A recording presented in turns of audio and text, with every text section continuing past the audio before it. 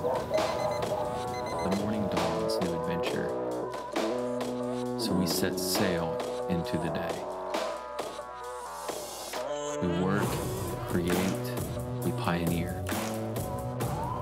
Time and energy fractures at pressing needs. Yet there is just one thing worth reclaiming, one thing worth our time, just one thing worth it all.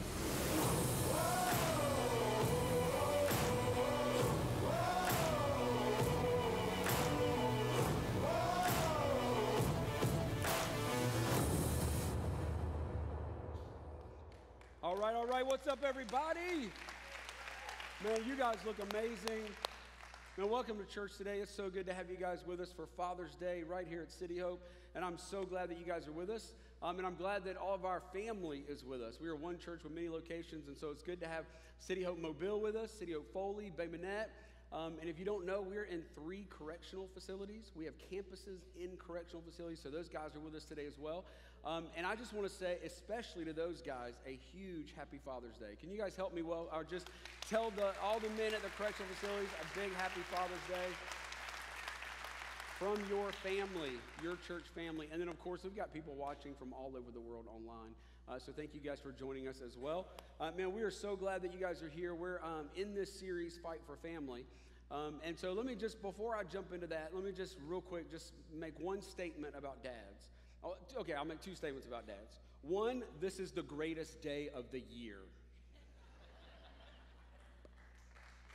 I'm waiting for it. I'm going to wait for it.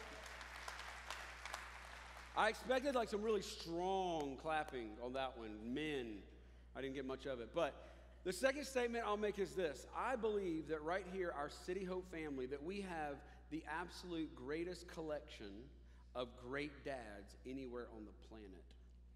When you look around this place is full of great dads. And I believe that this series is hopefully just making us better and better. And I believe that as a dad of this house, City Hope, that you're wanting to get better, that you're wanting to grow in your relationship with God, but also as a parent, because it's such a big deal. And I don't know if you've enjoyed this series so far. This is week 3. And so if you've missed a couple of weeks, you're literally jumping in the middle of a conversation. So I'd love just to encourage you to go back and check out the first couple of weeks just so you know kind of what's going on, but I'll try to catch you up as best I can. Basically, the idea here is that we're fighting for our family. And we're not just fighting for our family today, but we're fighting for our future family. This idea that, man, that we are right now in the thick of it, in the middle of the battle, and we're fighting for this family that we want in the future. We've got this idea, this destination. We're fighting for that family. But yet that goal, that idea seems so big. I don't know if it does to you, but it does to me. It's like, how in the world do I fight? You know, I've got a 2-year-old. How do I fight for 16 years from now? How do I keep that fight alive? And so we've taken it down into a daily fight, and we've said this, that the fight for our future family, is a fight for the heart today. That every single day we're fighting for the heart of our kids. We're fighting for the heart of our family. That when it comes to parenting and family, we're not talking about behavior modification. Okay, we're not just talking about discipline. We're not talking about that. We're talking about the heart, because everything begins with the heart.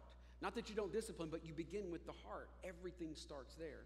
And one of my favorite verses or passages about parenting is in Psalm 127, where Solomon says this. He says, "As arrows in the hand of a mighty warrior, so are the children of one's youth. Happy is the man who has his quiver full of them." And I love this picture because what it says, parents, mom and dad, every single one of us that are parents, grandparents, what it says is that you and I, we are warriors. We're warriors. And we've got a fistful of arrows. And our role is to fire those arrows. And just like, you know, an arrow, I mentioned a couple weeks ago, going and looking at all of the different varieties of arrows. When you go shop for bows and arrows, it's a little bit overwhelming. There are thousands of different types of arrows. Just like our kids, they're all different. However, there's only one target. The goal of an arrow is to hit one target. And the archer, the one that's firing the arrow, gets to decide what that target is. And for us as Christ followers, we said our target is that our kids would seek first God's kingdom, that they would know him. It's like bringing the Great Commission into our house, that it's all about making disciples in our own home, that it's all about training them and teaching them to love Jesus first and foremost. And I love this too, that an arrow isn't just something that's fired at a target. An arrow is an offensive weapon. It's a weapon because we're warriors. And I love this, and this may be my favorite thing so far about the series, is this statement right here, that as parents, our role is not to protect our kids from the big bad world. Our job, our role, is to prepare them to change the big bad world. Right? Our role as parents is to do everything that we can do to prepare them, because they will be launched. They will be released. They're arrows, man. They're going to be sent out. It's going to happen. Whether you want it to or not. Some of you, you're like, please, can we get this arrow out of the house already? He's 30 years old. Right? At some point, there's hope. No. At some point, every arrow is going to be launched. Every arrow is going to go. And are you prepared? Have you prepared them to hit the target? Have you prepared them to go into this world and do damage against what the enemy's trying to do in our world right now? That's what our role is. That's who we are. And that's why we say every single day, it's a fight for the heart, because everything begins in the heart. And so with today, this is part 3, and my mindset really all week in preparing for this series and preparing for today has really been geared toward you dads. Really thinking about how important your role is in the family. But let me just say, moms, you're not off the hook, because this is still a big idea, big topic, and you're just as involved as the dad is. I just may lean a little bit more toward the dads from time to time. But I do want to say this as well, because I believe that some of you were literally drugged into church by a kid, by a teenager, by a young, one of your kids that are maybe in their 20s, and you're like, I don't want to be here. I'm only here because my kid drugged me, or my wife drugged me, or my grandparent, whoever it is. I'm only here because someone drugged me to church. And I want to say this to you too, that maybe you're like, I don't know about this Bible thing. I'm not so sure about all this stuff. But I want to tell you that I believe there are some principles we're going to talk about today that I think you can get something from them as well.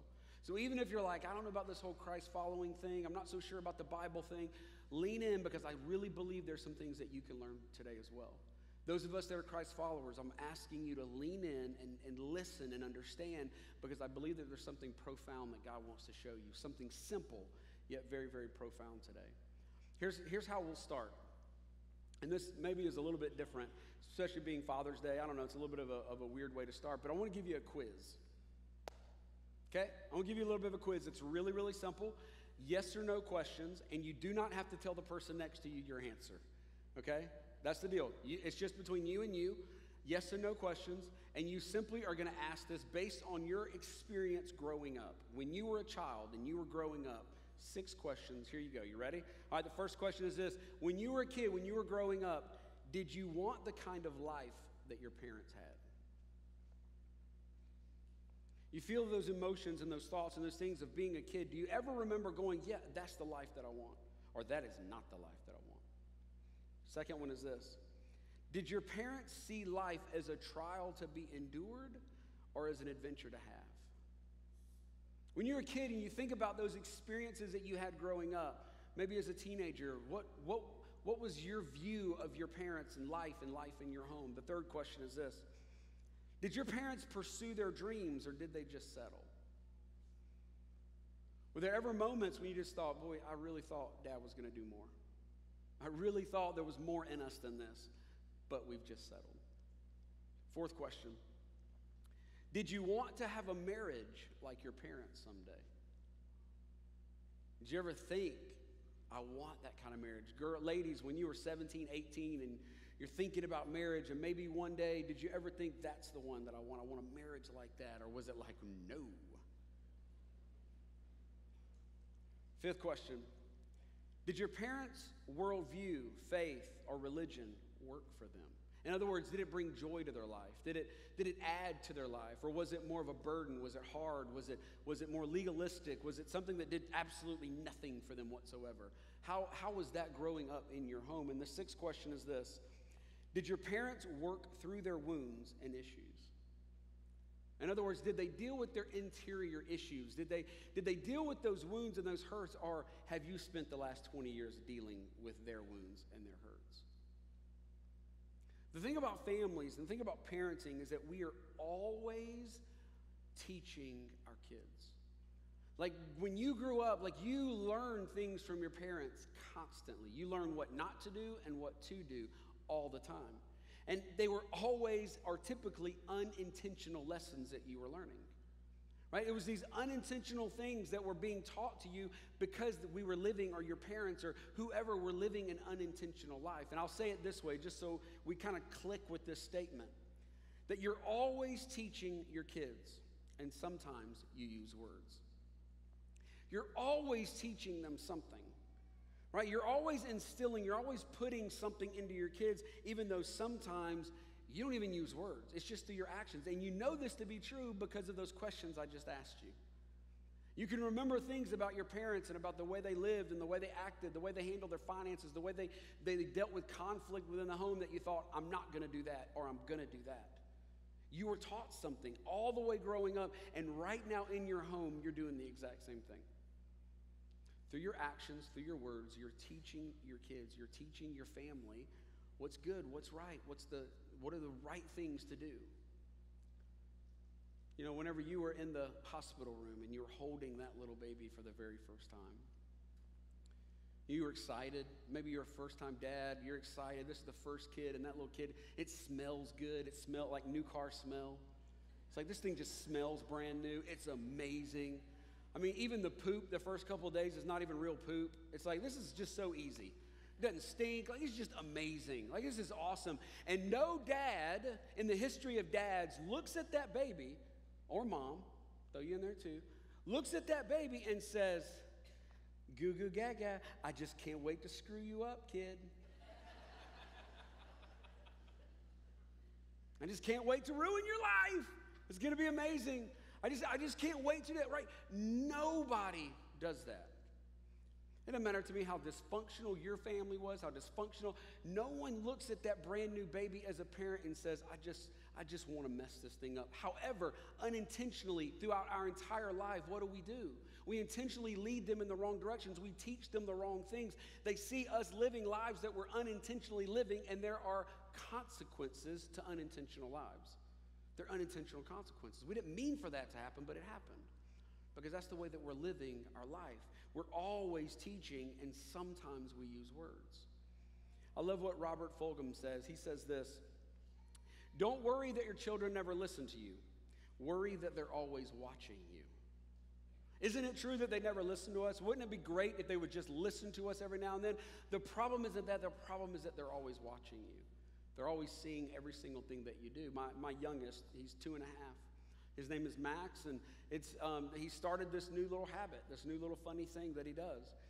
That as a 2.5-year-old kid, he bites his fingernails, which is so weird to see a 2-year-old sitting on the couch watching Paw Patrol going, like gnawing on his fingers. His fingers are literally bleeding, and he's like, Daddy, owie, it hurts. And I'm like, kid, stop. What is your deal? Right? And then Becky, my amazing wife, looks at me and she says, well, when you stop, maybe he'll stop. Because I have bit my nails as long as I can remember. Right? It's just one of those things that I do. And now I'm like, okay, I see it. All right, I'm done. It's over. Right? Like, I'm not going to do that anymore. Like, that's a small little bitty thing, but that's so powerful in how that passes down without us even knowing it. Now, that's a negative thing. I don't want you to think I'm a terrible person, and I do all this, so I'm going to give you a positive one also, just because I'm up here and I got the microphone. I want you to think good of me. Okay, every now and then, I don't mind vacuuming the house. I don't mind one bit. It's kind of a fun thing. I enjoy it. I enjoy, like, I don't know, there's like instant gratification. All of a sudden, it's clean. It was dirty, it was clean. Boom, look at me. Superman. But what's really, really cool is whenever I get out the vacuum and I begin vacuuming, little man runs in his playroom and he gets his little bitty baby Dyson, little vacuum, and comes out and he vacuums right there with me, side by side. I'm like, come on, son, let's get this spot over here, right? Because he sees Dad doing it. I never said, Max, go get the vacuum. Go get your pretend vacuum that does nothing. Go get it and help me. Like, I never had to say that. He just naturally says, Dad does it, I'm going to do it. Right? Because our actions, what we're doing, we're always teaching, and sometimes we use words. Only sometimes. Every single thing that we do matters. And let's just talk dads just for a second. Like, drill in on specifically to dads. You know this, but I want to say it again, and you've heard this time and time again, but you are so important. You are so important in that home. You're so important in the lives of your kids. You know, the word dad, the word father. They're not emotionally neutral words. They are emotionally charged words. Like there is something behind that word for every single one of us. It's either positive or it's negative. It's hurtful. It's abusive. It's just terrible. It's attached to abandonment. It's attached to something, rejection, shame, whatever. And then some of us, it's attached to affirmation and love and acceptance. Wherever you are on that spectrum, every one of us, that word is so profound to us. Why? Because dads, you're important. You're important. And let me give you this picture, and maybe it'll stick with you. Your words weigh 500 pounds, and your actions are like hurricane force winds. Everything you say and everything you do creates impact, and your words are heavy, but your actions can blow the house down. What you do with your body, with your facial expressions, what you do with your body language, every single thing matters. And it matters when you walk into that home. It matters when your head is held high. It matters when your heart is turned toward God. Like every single thing about you matters. I learned very early on a very important spiritual principle. And this principle that I learned is the principle of tithing. I mean, it is an amazing, it is such a foundational principle in God's word. Basically, the idea is that everything that we get, money and stuff and all this stuff that we get, it's all God's, and he gave it to us to be a good steward of. And so all that God does in his word is he just says, hey, listen, I want you to bring 10% back to me, and I want you to give it to my house. I want you to give it to the church so we can continue to do what we're called to do. And I've always tithed, but I got to thinking about why I've always tithed and why. But there's no reason in the world Becky and I would ever skip tithing. We never would miss it. And I started thinking about why is that? It's not because of a sermon that I heard. And my dad started this church 20 years ago, and he's always taught tithing. It's not because of any sermon he's ever taught. It's not because of anything that I ever read in the Bible. It's because the 20 years before my dad started this church, I saw him live that principle out every single week of his life, without fail. Like it didn't matter what was going on. Like, you know, he was only the senior pastor for 20 years. So before that, he was working 2 jobs. I mean, he was doing some ministry, he was doing some other stuff, all this stuff going on. And no matter what happened in life, how tight things got, whatever got, I always saw my dad say, I'm going to be faithful here. And what's amazing is not only did I see my dad faithful, but I saw God show up time and time and time again. And as a kid, I can look back and I can go, that is so seared into my heart that there is nothing that could ever take that away from me. Not from a sermon, not from the Bible. Those are all good things, and that's probably where Dad started. Actually, Dad started from his dad, right? And it was just passed in, and now, man, it's just such a part of who I am that I would never miss that. I would never skip that. Why? Because I watched him do it over and over and over again. Our actions, what we do, what we say, it's so important to the life of our family. Let me say this, and this is a little bit heavy, but I want to say it, and then I'll move on a little bit. But dads, one more statement to you, because I really want to press this into you.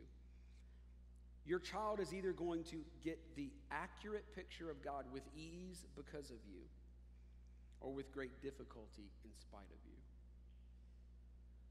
Your child is going to get to the right picture of God because of what you do. Or if he gets there at all, it's going to be in spite of you. I have conversations all the time with people, 40, 50-year-old people, that are still having trouble not seeing God as an angry God. Not seeing God as a judgmental or a hard or a legalistic God. And they fight and they fight and they fight this battle because they're constantly going back to, this is the home I grew up in. This is the dad that I have. Dads, you are important. What you do, the way you act, the way you live, the way you conduct yourself is so important. The beautiful thing is that God never promised to send you out there into this great challenge alone. He sent his grace, he sent his love, he sent Jesus Christ, he sent the Holy Spirit to be with you, to guide you and give you power to do this. You know, the statement that we've kind of planted on for this series is this. We'll kind of go back to it. The fight for our future family is a fight for the heart today. And we drilled in on this word heart, that it's not behavior modification, it's heart first, heart first, heart first. It's all about the heart. Proverbs 4 says this.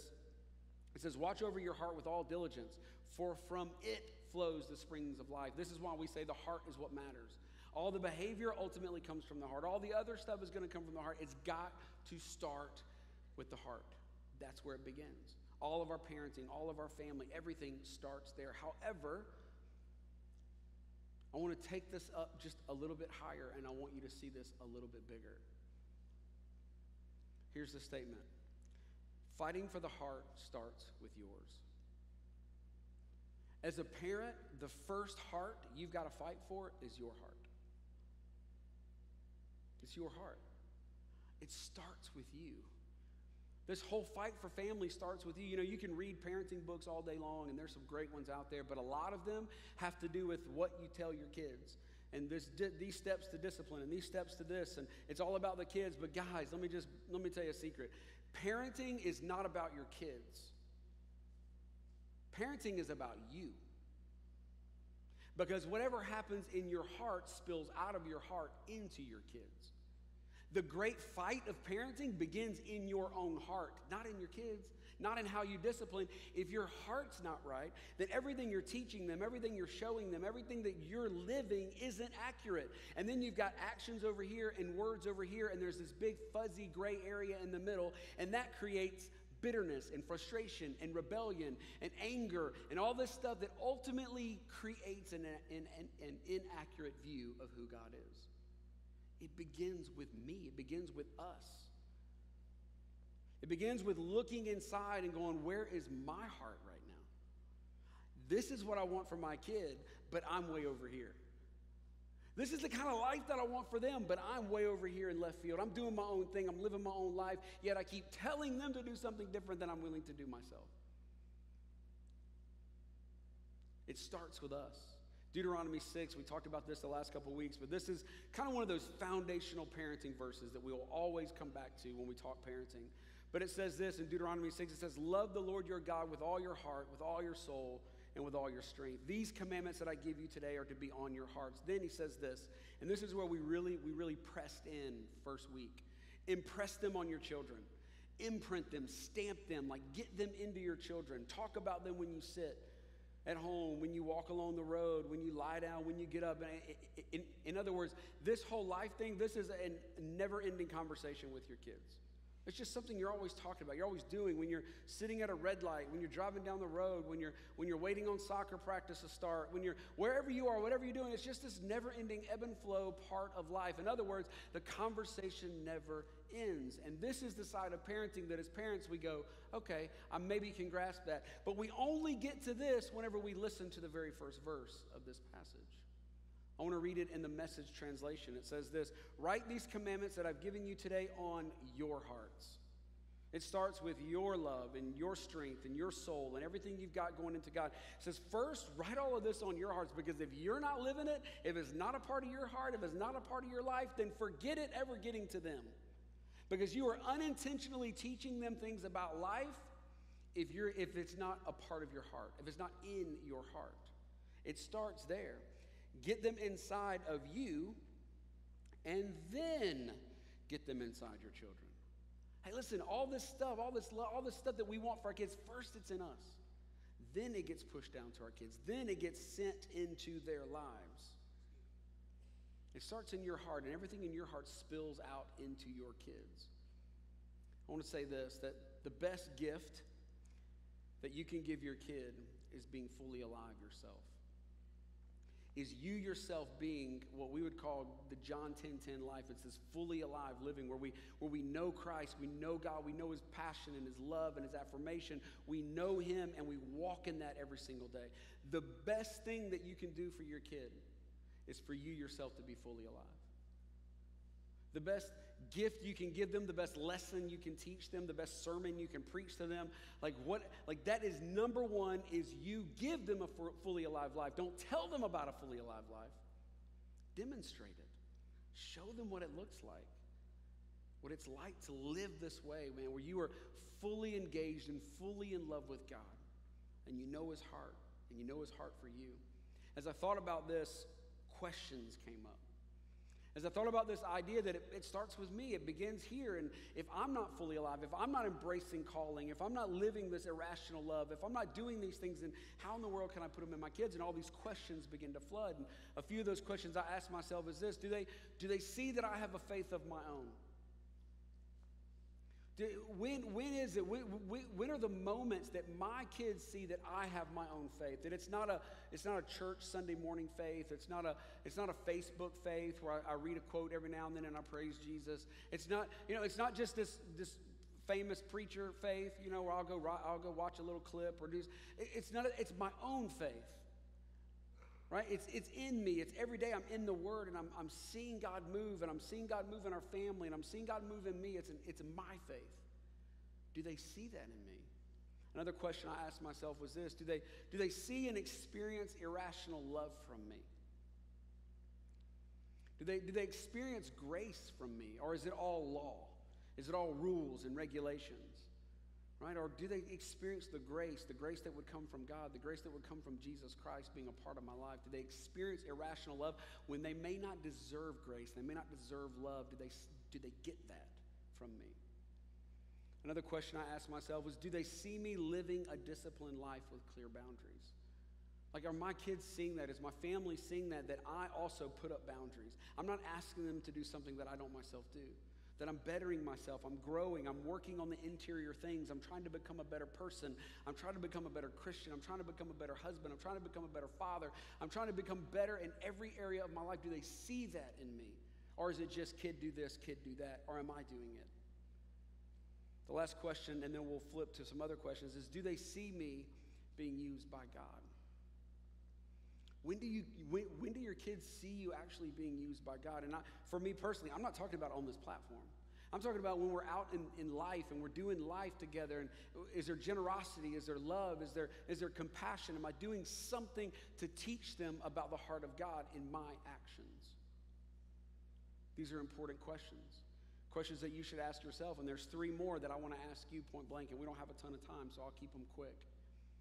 But there are 3 other questions that for whatever reason, maybe it's Dad's Day, I don't know, maybe for whatever reason, these 3 things jumped out at me. And I just felt like God said, let's push in on these, let's lean in on these just a little bit more. And the first one is this, and this is big. It may not seem big, but it's big. Do they see you enjoy the adventure of life? In other words, do they see you enjoy life? Do they see you embracing life and dreaming, or do they see you settling and just enduring? Because the fully alive life has nothing to do with enduring. It's hopeful. It's believing that there's more to come, that God's going to do more, that God's going to redeem, that God's going to show up, that there's dreams, there's vision. There's all these incredible things that God's going to do. However, if we're living the kind of life where we're just kind of stuck and we're stagnant, and unfortunately a lot of parents think that what their kids need is their kids just need us to just stop and let's just settle and let's just sit tight, which leads to a hardened heart and just leads to this thing where you go, okay, I can't even hear God. I can't hear the dreams of God. I'll never push through that anymore. Your kids don't need that. What your kids need is they need you to embrace life and embrace faith. Let me say this as well, as far as this word enjoy goes. Your kids need to know that you actually enjoy them. That you enjoy life, but you actually enjoy them, that you enjoy family, that you enjoy being together. Gary Thomas, who wrote a great book on parenting called Sacred Parenting, he said this, he said, families start to break down, and marriages often break down for that matter, when we stop enjoying each other. It's a big deal that every day you walk into that home, you walk into that family, and there's life to it. Dads, I'm not talking about the adventure and the joy of life when you escape and you go to the hunting camp. That's great, that's fun, do all that. But you better bring more energy to the home than you do to the hunting camp. You better bring more energy there than you do playing softball or doing whatever else you do.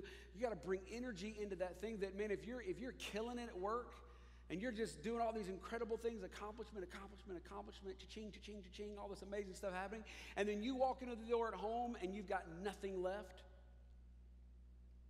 then you're not bringing the energy to the right thing. You're missing the opportunity to bring the right energy into the right area, the right place, which is your home. Like, do your kids see you enjoy life? Do they see that in you? It's a big, big deal. The second question I'll ask you is this. Do they see you confident in your true identity? I believe identity amnesia, if you will, is a massive problem in our world. Right now, in other words, what I mean by this is that we all answer this question of who am I? Where do I get my value? Where do I get my worth? Like, what's my purpose? What's my meaning? We all have to answer this question. And God created us, and He created us to put all of that on Him. That's how we were wired. We were wired to find our identity in him and him alone, a vertical source. However, the problem is most of us look horizontally, and we put our identity on horizontal things like possessions, money, a new job, a new person, whatever those things are, a kid maybe. Right? That we falsely put all of our identity on something that's horizontal. The problem with that is no created thing was meant to be your identity. It was meant to carry the load or the weight of your identity. And what happens is it creates a roller coaster. That's when the job goes up, your emotions go up, and life is great. When the job tanks, you tank. Because your identity was attached to the wrong thing. It wasn't attached to God. When it's attached to God, it never fails, it never stops, it never slows down. It's always constant, even when the job isn't. The problem I see right now is a lot of people are putting their identity on their kids. They're putting their identity on these little bitty, for lack of a better word, these little bitty sinners. Right?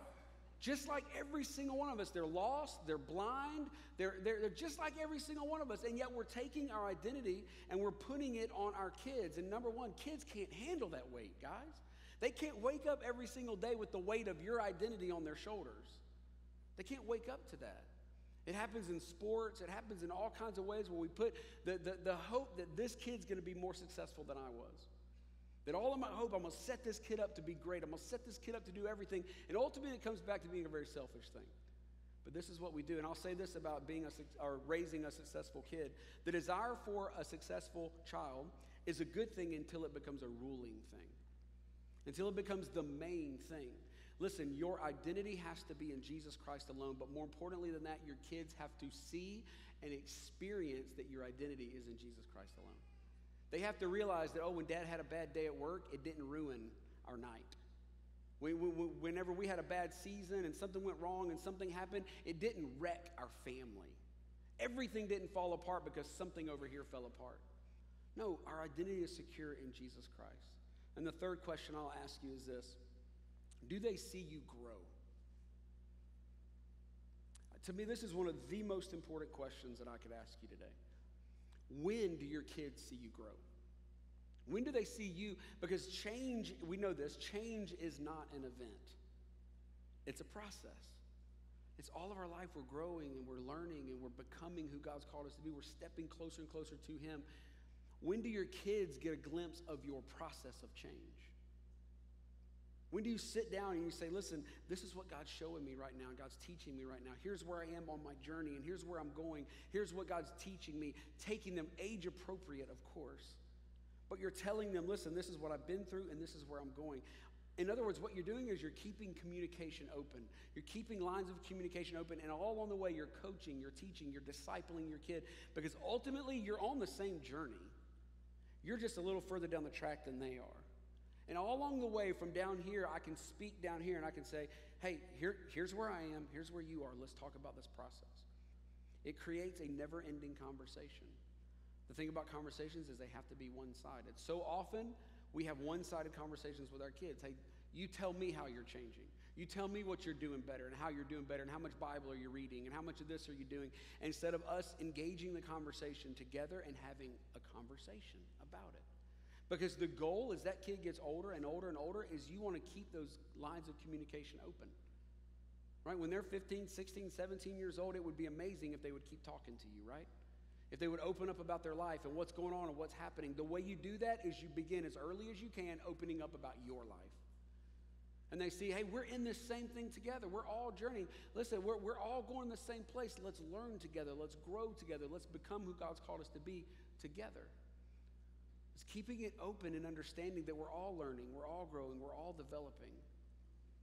We're all moving one step closer. So how well are your kids seeing you grow? How public is it? How real is it? How open is it? That they can see God doing something amazing in your life. Parenting is one of the great challenges of our life, but we're called to it. Psalm 127, you're a warrior. You're a warrior called to fight this battle. And when God calls you to something, He always gives you what you need to complete it. He always gives you the grace to be able to do what He's called you to do. Parents, if you've got a little one, honestly, whether you're a believer or not, listen, God has called you to that role. Even if you don't believe that stuff, you're like, I don't even know, I don't even get that. You've been called to that role. He did not give you that child without calling you to parent that child.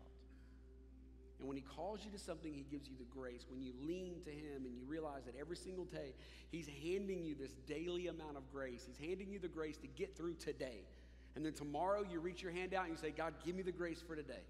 And then the next day, God, give me the grace for today. And every single day we fight this battle with God because he wants you to win. He called you to be a warrior and he wants you to win.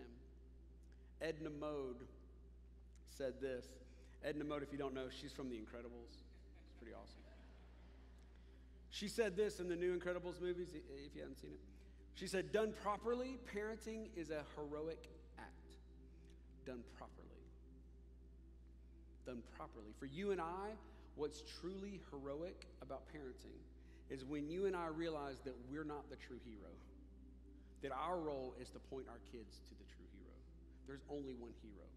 You look at Scripture, you look at the story of God, there's only one hero. We all just play a part. We're all just pointing our lives. We're all just looking to him. We're all just sending everyone around us to look and run and go after him. And as a parent, that's what we're called to do. So God looks down and he says, listen, I'm going to give you the grace today to do that. In the midst of the problems and the issues and the stuff, today I'm going to give you the grace to do that. When you lean to him, you look to him, and you realize that this challenge is not too great.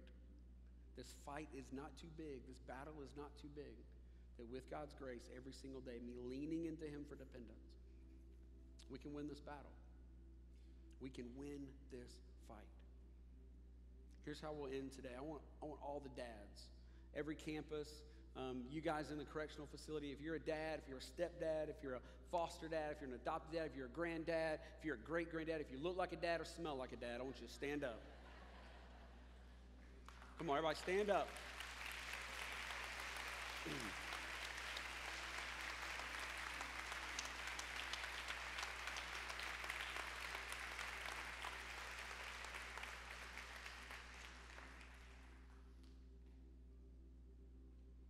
Leading, raising, fighting for a God-honoring family is quite possibly the toughest thing you will ever do. But God looked at you and he said, you are a warrior. You're a warrior. And you're not just a warrior in the sense that you're meant to go out and accomplish and attack and take land and take territory and all these manly things. No. First and foremost, you're a warrior. You are meant for the battle in your home. And I just want to call that out of you. It's in you. Like when God formed you in the womb, he looked into you and he said, this is how I'm going to wire him. I'm going to make him so that he can do this well. So that he can win in his own home. And there are two groups of people, I think, standing right now. Maybe a little bit in between somewhere. But I think there's one group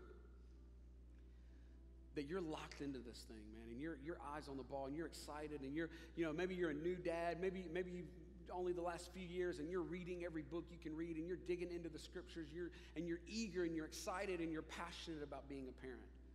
And the world around you, the culture around you, they look at you like you're crazy. You're not crazy. You're making decisions at work that don't make sense. Everybody else is going, dude, why not that promotion? Why wouldn't you work on the weekends, man? You're going to make more. You're going to do more. And you're like, no, my family's first.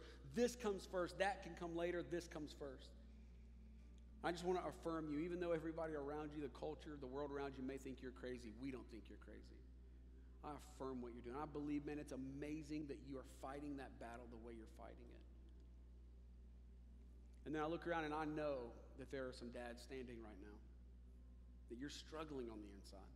Because all this honor on a day like this and all the applause and all the stuff on the inside, you feel like you should be getting the exact opposite. You feel like I have no business standing up right now. I've been a terrible dad. And right now there's this inner dialogue that's happening and you're thinking, my wife's thinking the same thing, my kids are thinking the same thing. Like everybody around me is probably thinking, why is that guy standing? We're not going to honor that guy. Listen, that's the enemy in your head right now trying to tell you that you can't do something that God has wired you to do. And I want you to hear as clear and plain and simple that you can do this. God built you for this. Today you can make the decision. Right now you can say, you know what, with God's help, I can do this. And you can look at those kids and you can look at that wife and you can say the most difficult words a man can say, I'm sorry, right? I'm sorry. And it's not words anymore, it's actions. I'm going to begin living the kind of life that I'm meant to live. I'm going to be the dad, I'm going to be the husband, I'm going to be the leader of this home. I'm going to be everything that I can be the way God's called me to be only because of his grace. And I see it in you. And I believe that every other man in this place sees it in you as well. You may struggle seeing it in yourself. But we see it in you because we are a family. We're the family of God fighting for one another, man, fighting for every family. There's so much more that God wants to do through us. Men, you are amazing. And right now, if you feel like I'm just terrible, I just can't do it, I want you to know you can. And today's the day for you to make that decision. I can do it. I can be the kind of dad that God's called me to be. I want to pray over you. And in a minute, I'll wrap up the services today, and we'll open up the altar at every campus if you want to come down for prayer. And some of you dads, you may go, yep, this is me. I need to make some formal commitment to God. Man, I'm changing. I'm doing things different. And maybe you need to come down and you need to do that. And everybody else, we'll go out, we'll slip out, we'll have some fun out there. But if you need to do that first, come do business with God first. And then step out and have some fun with us. But I want to pray with us first. And then we'll leave. God, I just thank you for these men. God, the hundreds of men that are standing right now. God, here at our campuses, at the correctional facilities, maybe even online right now, Lord, I lift up every man, every dad, every granddad, every foster dad, every stepdad, God, every single possible way that they could be a dad. Lord, I just pray right now your strength, your grace, your ability, God, that you would pour your heart into them, God, that they would lead their families and lead their kids towards you, that the outflow of their heart, Lord, would fill their kids' little hearts up with you. Lord, may we be warriors. And may we fight this great battle. May we win this battle, not because we can do it on our own, but because you are with us. We love you, and Lord, we fight for our families. In Jesus' name, amen. Here's what I want us to do before we leave. And it's right after this, we will walk out of here. We'll leave every campus. We'll go out and have some donuts and have some fun. But here's what I want us to do with the most amazing eruption of applause. I want you to celebrate these men. Every campus right now, I want you to celebrate these men. Amazing.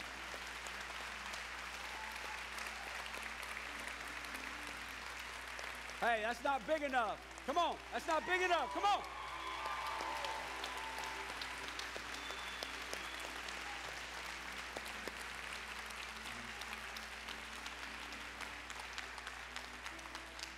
Listen, dads, we love you and we believe in you. Now go get a donut.